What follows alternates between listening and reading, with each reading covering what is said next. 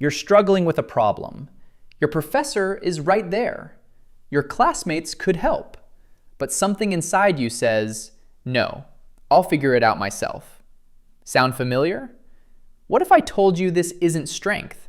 It's a survival mechanism, and it might be costing you everything. Here's the thing. Students who never ask for help aren't lazy or arrogant. A 2019 study from Stanford found that hyper-independent students often scored higher on childhood adversity measures. They learned early that relying on others leads to disappointment, so they stopped. Today, we're breaking down 3 uncomfortable truths about why asking for help feels impossible and what the science actually says. Truth number 1. Your attachment style followed you to college. Psychologist John Bowlby's attachment theory explains this perfectly. If your caregivers were inconsistent or unavailable, you developed what's called avoidant attachment. You learned that needing people equals pain. Fast forward to your statistics class, and your brain treats asking your professor for help the same way it treated asking your parents. Dangerous, vulnerable, not worth the risk. Truth number 2. Your brain calculates the cost of asking.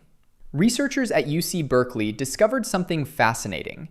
We unconsciously perform a help-seeking cost-benefit analysis, and here's the brutal math. Asking for help can trigger a perceived 15% drop in social status among peers. Your brain literally weighs looking competent against actually becoming competent.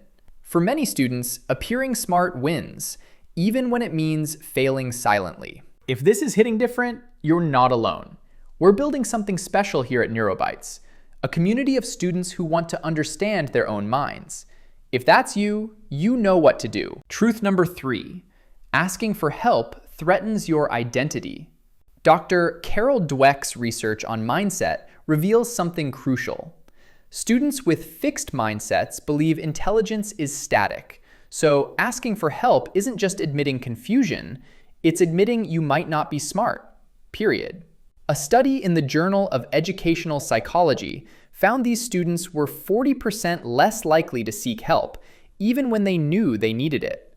They'd rather fail maintaining the illusion than succeed by admitting the truth. But here's what changes everything. In her book, Daring Greatly, Brené Brown writes that vulnerability isn't weakness. It's the birthplace of innovation and creativity.